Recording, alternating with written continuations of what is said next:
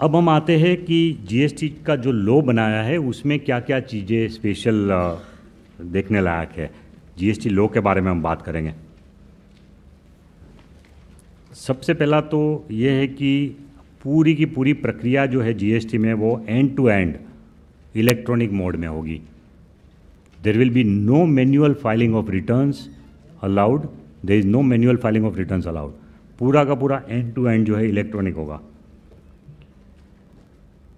पान based registration होगा। GST में जो रजिस्ट्रेशन नंबर हम दे रहे हैं वो रजिस्ट्रेशन नंबर का कंपोजिशन ऐसा है कि उसके अंदर ही पान के जो कितने 6 डिजिट होते हैं, पान के 10 डिजिट, 10 डिजिट का जो पान नंबर होता है वो जीएसटी का जो टोटल 16 कितना 15 कैरेक्टर का जो नंबर है, 15 डिजिट का जीएसटीएन नंबर, जीएसटीआईएन नंबर, वो जीएसटीआईएन नंबर के अंदर पान नंबर अंदर है। सो it is A part of the GSTIN registration number पान। सो विदाउट पान nobody can take registration of GST. Without PAN it's not allowed. So this is one thing that is there.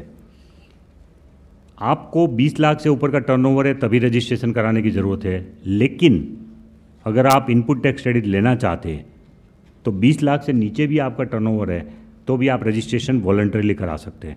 लेकिन अगर आप registration कराएंगे तो आपको return भरना पड़ेगा हर महीने।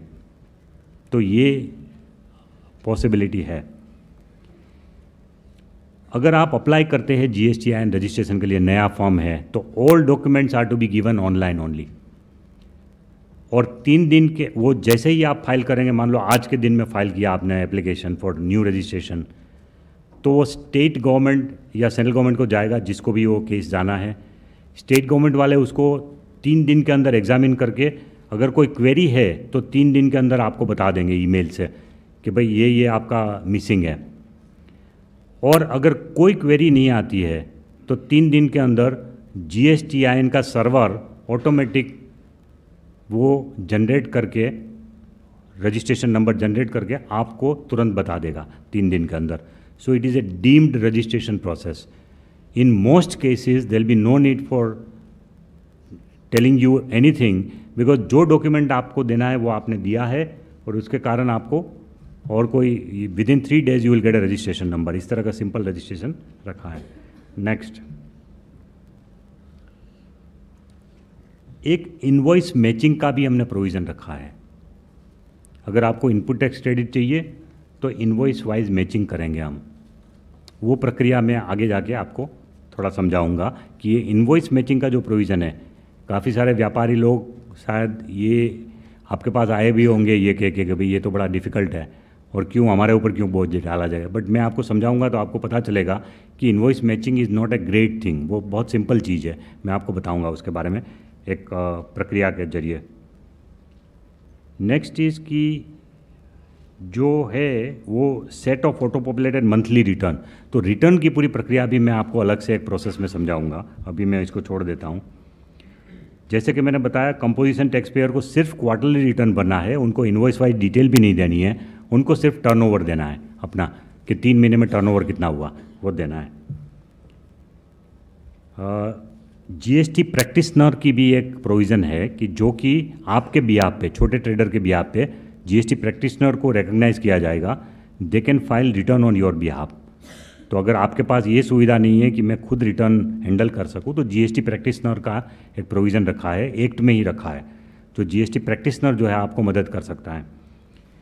उसके अलावा हम काफ़ी सारी स्टेट और सेंट्रल गवर्नमेंट के ऑफिसेज में हेल्पलाइन रखने वाले हैं और physical centres for helping you, hand holding के लिए, कि अगर आपको कोई भी तकलीफ पड़ रही है तो उस ऑफिस में आके वहाँ के कंप्यूटर से बैठ के भी आप अपना रिटर्न फाइल कर सकते हैं। इस तरह के कुछ फिज़िकल सेंटर्स भी रखेंगे और हेल्पलाइन नंबर तो स्टेट और सेंटर का रीजनल लैंग्वेज में भी होगा, जो अपने अपने स्टेट में रीजनल लैंग्वेज में भी होगा स्टेट का, और हमारा भी सेंट्रल जो हेल्पलाइन सेंटर है वो भी रहेगा। एक कॉन्सेप्ट है कि जीएसटीएन ने जीएसटी सुविधा प्रोवाइडर जो है उनको सिलेक्ट किया है कॉम्पिटिटिव बिडिंग के द्वारा, प्रक्रिया के द्वारा, एक सिलेक्शन प्रोसेस के द्वारा, जिसमें जीएसटी सुविधा प्रोवाइडर जो है वो एक यूनिक सॉल्यूशन बनाएंगे सॉफ्टवेयर सॉल्यूशन जो कि हर ग्रुप की नीड्स को पूरा करे, अलग अलग ग्रुप की अलग अलग नीड के लिए एक टूल बनाएंगे, सॉफ्टवेयर टूल बनाएंगे, और वो टूल के माध्यम से वो ऐसा सॉफ्टवेयर व्यापारियों को और इंडस्ट्री वाले को देंगे कि अगर आप अपना अकाउंट्स उसमें रखें तो ऑटोमेटिक मंथ पूरा होते ही वो रिटर्न में परिवर्तित हो जाएगा और आपको कोई अलग से कोई रिटर्न फाइल करने की ज़रूरत नहीं है। इस तरह का जीएसपी इसको हम बोलते हैं, जीएसटी सुविधा प्रोवाइडर। तो जीएसपी जो है वो उसका भी 34 of them are already enlisted and I think in the round 2 they are again opening the thing, some more startups and some more companies want to come forward, तो उनके लिए एक सेकंड राउंड भी ये लोग जीएसपी के लिए खोल रहे हैं। उनके अलावा जो जीएसपी वाले अपना अपना प्रोडक्ट जो बना के लोगों की सुविधा के लिए उपलब्ध कराएंगे, उनके अलावा भी एक ऑफलाइन टूल जीएसटीएन ने खुद बना के पब्लिक डोमेन में वो रखने वाले हैं।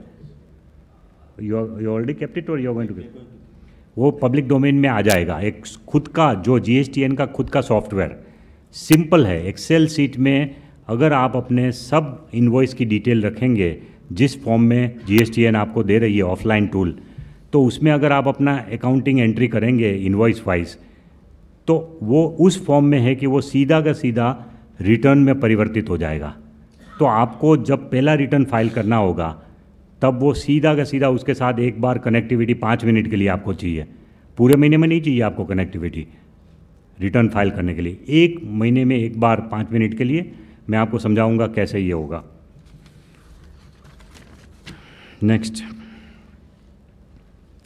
टैक्स जो है आप कोई भी ऑनलाइन प्रक्रिया यूज़ करके कर सकते हैं, RTGS, NEFT, beam, whatever you want to use any online methodology, debit card, credit card, और अगर वो भी नहीं है तो आप चेक से ओवर द काउंटर भी दे सकते हैं, but nothing in cash, no payment in cash except for a small amount. कितना उपेंद्र स्मॉल अमाउंट रखा है कि नहीं कैश? 10,000 तक।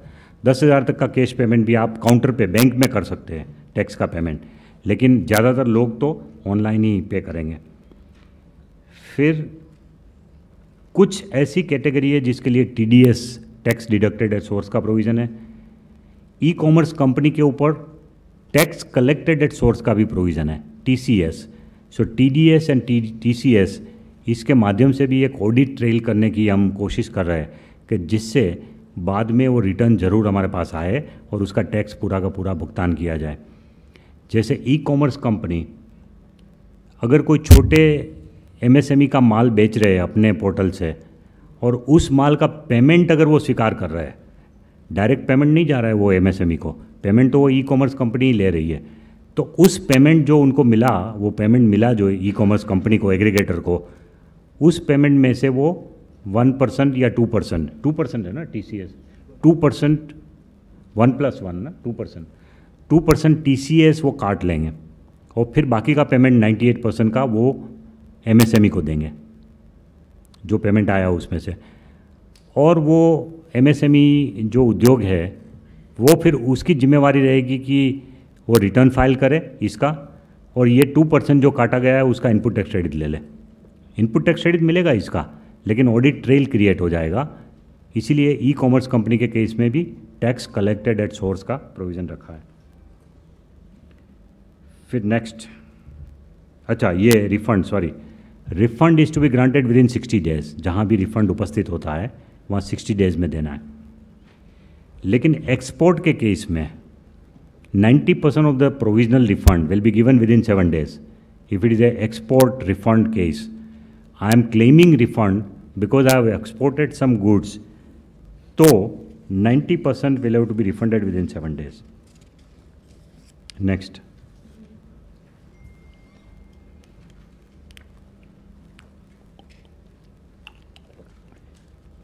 जैसे कि बाकी सब टैक्स के केस में भी होता है कि अगर रिफंड टाइम से नहीं आया तो सरकार, खैर कंजूसी वाला रेट है 6%, उस रेट से इंटरेस्ट देने का भी प्रोविज़न एक्ट में है। And refund will not be given to anybody by cheque, it will go into your bank account only.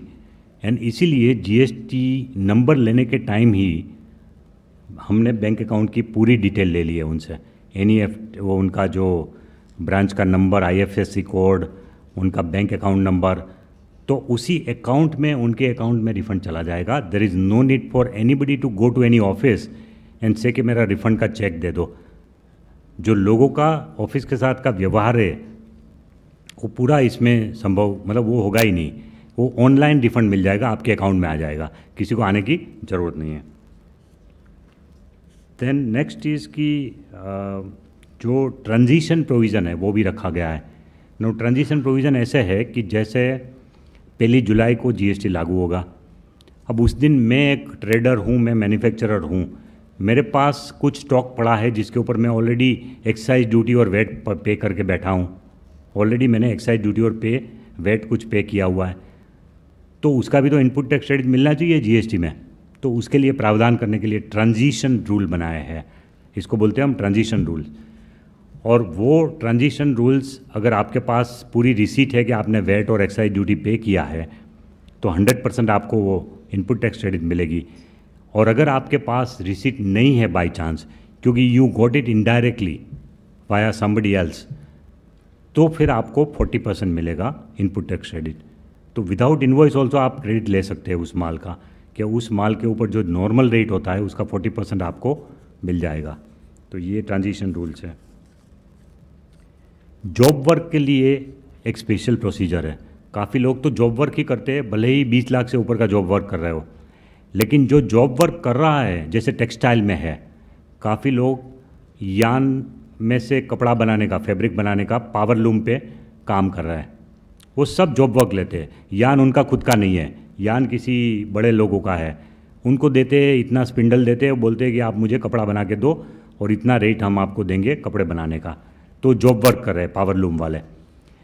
तो जॉब वर्क वाला चाहे 60 लाख से ऊपर का भी माल पैदा कर रहा है, तो भी उनके ऊपर कोई लायबिलिटी नहीं है जॉब वर्कर के ऊपर। वो पूरी लायबिलिटी वो उनके ऊपर है। सिर्फ जॉब वर्क के लिए कुछ हिसाब किताब रखना है कि ये जॉब वर्क में जा रहा है और जॉब वर्क में वापस आ रहा है। तो जॉब वर्कर जो है उसका प्रॉफिट तो कम होता है, लेकिन उसका कारोबार की वैल्यू शायद 20 लाख से बढ़ जाएगी जॉब वर्कर की। तो जॉब वर्क वाले को कोई कंप्लायंस बर्डन नहीं आएगा, ये ध्यान रखा गया है एक्ट में। फिर एक सिस्टम बनाया गया है जीएसटी कंप्लायंस रेटिंग की। जैसे हमने बोला ना कि हम इनवॉइस को मैच करेंगे, और अगर इनवॉइस मैच नहीं हो रहा है तो फिर आपको इनपुट टैक्स क्रेडिट पहले तो दे देंगे, लेकिन 1 महीना वेट करने के बाद रिवर्स कर देंगे, वो मैं आपको समझाऊंगा। और अगर ऐसे व्यापारी के साथ आपका नाता पड़ा कि जिसने आपसे तो टैक्स ले लिया, लेकिन उसने सरकार में आपका वाउचर दिखाया नहीं और सरकार में उसने टैक्स नहीं पे किया, तो ऐसे व्यापारियों का ट्रैक रिकॉर्ड देखने के बाद कि उसका डिफ़ॉल्ट रेट कितनी बार हुआ, कितने ट्रेडर के साथ, वो कंप्यूटर खुद ढूंढेगा उसका, और उसके आधार पे हर व्यापारी का रेटिंग होगा। A grade, B grade, C grade, D grade, इस तरह का एक रेटिंग होगा, जो भी इनका वो प्रणाली है। तो कंप्लायंस रेटिंग बोलते हैं इसको। सो दैट जब आप दूसरी बार किसी व्यापारी के साथ डील कर रहे हैं, उनका माल खरीद रहे हैं, तो आप देखेंगे कि इसका ट्रैक रिकॉर्ड क्या है। और जो बार बार डिफ़ॉल्ट करते हैं, किसी को माल बेचने के बाद वो टैक्स सरकार में जमा नहीं करते, तो उनका लो कंप्लायंस रेटिंग होगा। ऐसे लोगों से आप दूर रह सकते हैं और नेक्स्ट टाइम डील करने में ध्यान रखेंगे। और कंप्यूटर खुद इसको बना देगा, क्योंकि कंप्यूटर को मालूम है कि किस जीएसटीआईएन नंबर का कितना डिफ़ॉल्ट हुआ, उसके आधार पर तुरंत बन जाएगा। And finally of course anti profiteering provision रखा है, जो कि आप जानते हैं कि what is anti profiteering provision. सिर्फ एक्ट में ये कहा है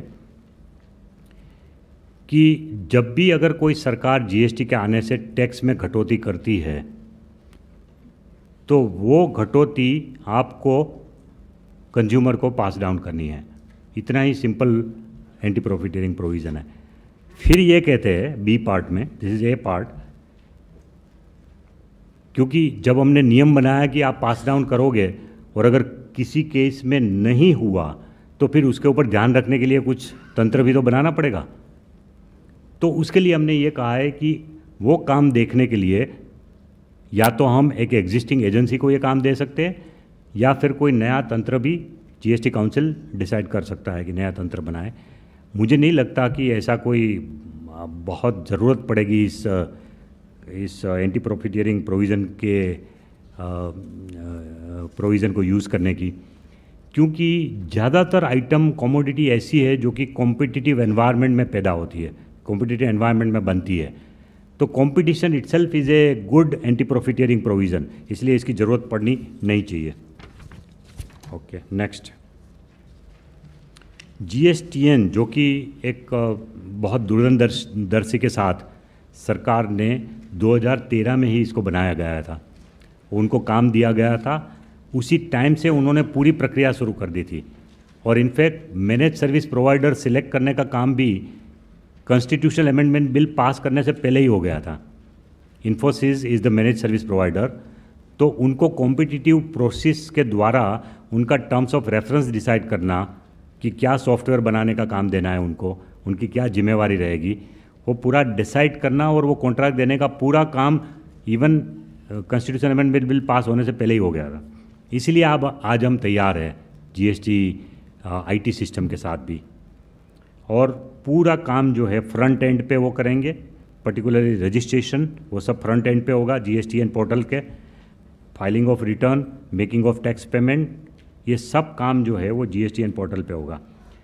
और उसके बाद कुछ काम ऐसा है जो कि बैक एंड में स्टेट और सेंट्रल गवर्नमेंट को करना है, प्रोसेसिंग, तो वो काम के लिए भी 25 स्टेट ने ये काम GSTN को दिया है। सो सबका फ्रंट एंड का काम GSTN कर रही है और 25 स्टेट का बैक एंड का काम भी GSTN कर रही है।